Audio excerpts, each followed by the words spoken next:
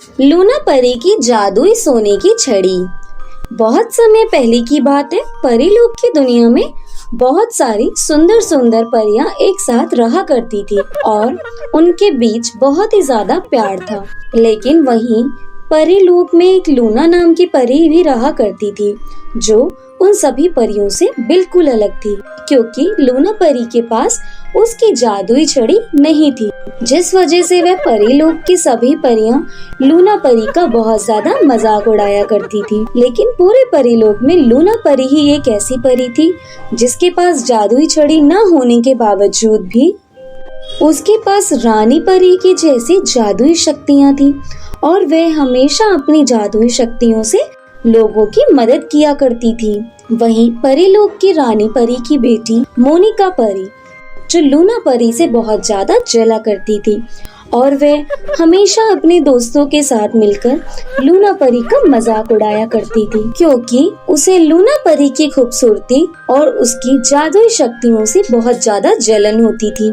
तभी एक दिन जब लूना परी कुछ लोगों की मदद कर रही होती है, उस समय मोनिका परी अपनी कुछ दोस्तों के साथ हाथ में जादुई छड़ी लिए हुए वहाँ पर आ जाती है और लूना परी से कहती है, अरे इस तरह बिना जादुई छड़ी के लोगों की मदद करने का क्या फायदा होगा। हमारी तरह अपनी जादुई छड़ी का इस्तेमाल करके दिखाओ, तब मानेंगे कि तुम परी हो। मोनिका परी, मुझे पता है कि तुम जानबूझकर मुझसे ऐसी बात कर रही हो, क्योंकि तुम्हें पता है ना कि मेरे पास जादुई छड़ी नहीं है और ना ही मैं तुम्हारी तरह जादुई छड़ी का इस्तेमाल कर सकती हूँ। इसीलिए तुम बार बार मेरे काम में दखल देना बंद करो। अरे जब तुम्हें पता है कि तुम एक परी कहलाने के लायक नहीं हो, तो फिर तुम इस परीलोक में क्या कर रही हो? तुम्हें तो पृथ्वी लोक पर जाकर आम लोगों के साथ रहना चाहिए।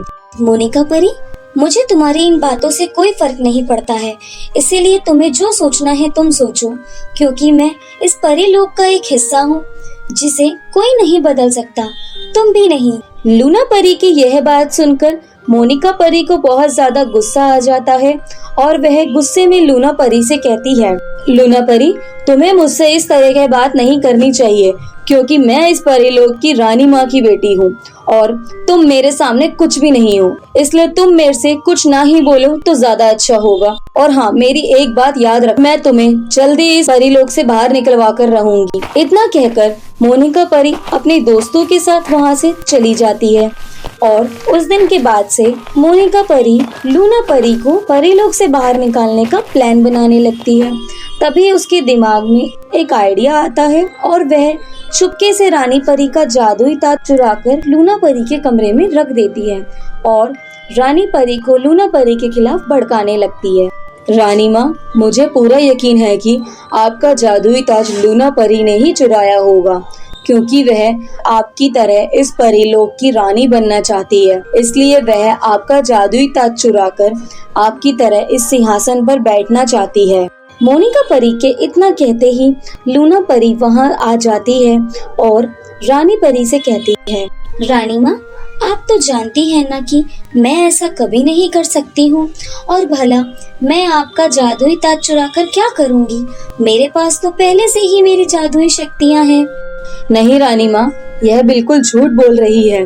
अरे माना कि इसके पास जादुई शक्तियाँ हैं, लेकिन इसके पास हम परियों की तरह जादुई छड़ी तो नहीं है ना, और बिना छड़ी के कोई भी परी पूरी तरह से परी नहीं कहलाती। इसलिए आप मेरी बात मानिए और इस लूना परी को हमारे परीलोक से बाहर निकाल दीजिए। मोनिका परी की यह बात सुनकर रानी परी को बहुत ज्यादा अजीब लगता है, क्योंकि वह अपनी बेटी को बहुत अच्छे से जानती थी कि वह लूना परी से कितना जलती है। इसलिए वह अपनी कुछ परियों से कहकर सच्चाई का पता लगवाती है, जिससे बाद में वह कहती है, मोनिका परी, मैं कब से देख रही हूँ कि तुम अपने आगे मुझे बोलने का मौका ही नहीं दे रही हो। यहाँ मत भूलो कि परीलोक की रानी हूँ मैं, और तुम्हारी माँ भी, इसलिए क्या सही और क्या गलत उसका फैसला सिर्फ मैं करूँगी। और मैंने अभी तक लूना परी को कुछ नहीं कहा, क्योंकि मुझे पूरा यकीन है कि लूना परी ऐसा कुछ नहीं कर सकती। इसलिए मुझे पता है कि यह सब तुमने किया है ताकि तुम लूना परी को परीलोक से बाहर निकलवा सको। मुझे माफ कर दो रानी माँ, मैं आइंदा से ऐसी गलती कभी नहीं करूँगी। देखो मोनिका परी, मैं तुम्हें आखिरी बार इसलिए समझा रही हूँ क्योंकि तुम मेरी बेटी हो, इसलिए अगर आइंदा तुमने ऐसी गलती की तो मैं तुम्हें खुद परीलोक से बाहर निकाल दूंगी। रानी परी की यह बात सुनकर मोनिका परी के मन में लूना परी को लेकर नफरत और भी ज्यादा बढ़ जाती है और वह गुस्से में वहाँ से चली जाती है। तभी लूना परी उसके पास जाती है और उसको कहती है, मोनिका परी, तुमने ऐसा क्यों किया? तुम्हें पता है ना, रानी परी के लिए उनका जादुई ताज कितना जरूरी है। तुमने मुझसे बदला लेने के लिए रानी माँ का जादुई ताज चुरा लिया, क्यों? बस बहुत हो गया, मुझे यह लेक्चर देना बंद करो, चली जाओ यहाँ से, मुझे तुमसे कोई बात नहीं करनी। मोनिका परी, मैं तो बस यहाँ तुम्हें समझाने आई थी कि आइंदा तुम ऐसी गलती मत करना जिससे रानी परी को तकलीफ हो और उन्हें मजबूरन तुम्हें परीलोक से निकालना पड़े। इतना कहकर लूना परी वहाँ से चली जाती है, जिसके बाद मोनिका परी फिर से कोई नया प्लान सोचने लगती है। वहीं रानी परी लूना परी को अपने कमरे में बुलाती है और उससे कहती है, लूना परी, मुझे पता है कि तुम्हारे पास जादुई छड़ी ना होने की वजह से परीलोक में हर कोई तुम्हारा मजाक उड़ाता है, लेकिन तुम फिर भी हर किसी की मदद करती हो, इसलिए आज मैं तुम्हें जादुई सोने की छड़ी देना चाहती हूँ जो मुझे मेरी माँ ने दिया था। इससे तुम्हारी शक्तियाँ और भी ज्यादा बढ़ जाएगी और तुम पहले से भी ज्यादा खूबसूरत हो जाओगी। लेकिन एक बात याद रखना, अगर तुमने कभी भी इस जादुई छड़ी को किसी दुष्ट इंसान के हाथ में दे दिया तो इस जादुई छड़ी के साथ साथ तुम्हारी खुद की भी जादुई शक्तियाँ हमेशा के लिए चली जाएगी। आपका बहुत बहुत शुक्रिया रानी परी, मैं आपकी इस बात का ध्यान रखूंगी। और इस तरह जादुई सोने की छड़ी पाकर लूना परी बहुत ज्यादा खुश हो जाती है। वहीं जब मोनिका परी को इस बारे में पता चलता है तो वह लूना परी से और भी ज्यादा जलने लगती है और वह इस बार नरक लोक की जादूगरनी माया के पास जाती है और उससे कहती है, जादूगरनी माया, मुझे तुम्हारी मदद की जरूरत है, क्या तुम मेरी मदद करोगी? तुम्हें तो पता है ना कि लूना परी के पास कितनी जादुई शक्तियाँ हैं और अब तो रानी माँ ने उसे जादुई सोने की छड़ी भी दे दी है जिससे वह और भी ज्यादा शक्तिशाली हो गई है। और तुम तो कब से उसकी जादुई शक्तियाँ छीनना चाहती थी ना, तो अब समय आ गया है, तुम उसे मारकर उसकी जादुई शक्तियाँ हासिल कर सकती हो, लेकिन मुझे उसकी जादुई सोने की छड़ी दे देना ताकि मैं परीलोक की रानी बन सकूं। ठीक है, मैं तुम्हारी मदद जरूर करूंगी क्योंकि मुझे भी परीलोक पर राज करना है। और इस तरह माया की बात सुनकर मोनिका परी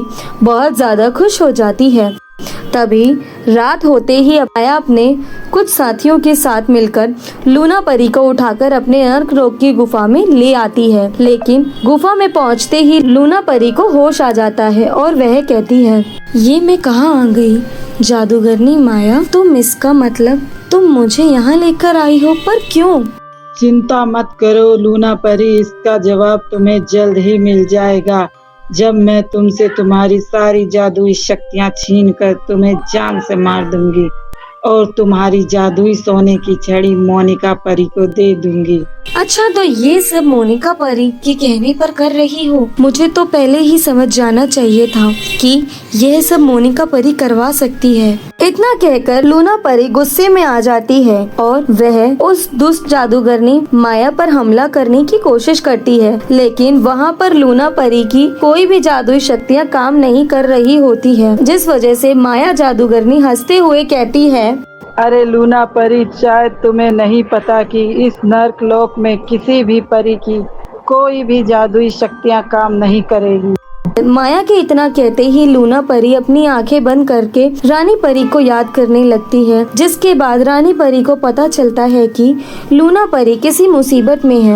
इसलिए रानी परी कुछ परियों के साथ चुपके से नरक लोक की गुफा में घुस जाती है और पीछे से उस दुष्ट जादूगरनी पर एक तलवार से वार कर देती है, जिसके बाद वह जादूगरनी वहीं पर मर जाती है। तभी रानी परी कहती है, लूना परी, तुम ठीक तो हो ना? तुम्हें कुछ हुआ तो नहीं? हाँ हाँ रानी माँ, मैं ठीक हूँ। आपका बहुत बहुत शुक्रिया। अगर आज आप नहीं आती तो पता नहीं मेरा क्या होता। नहीं लूना परी, यह तो मेरा फर्ज था, लेकिन तुम यह बताओ कि तुम यहाँ आई कैसे और यह दुष्ट माया तुम्हारी जान के पीछे क्यों पड़ी थी।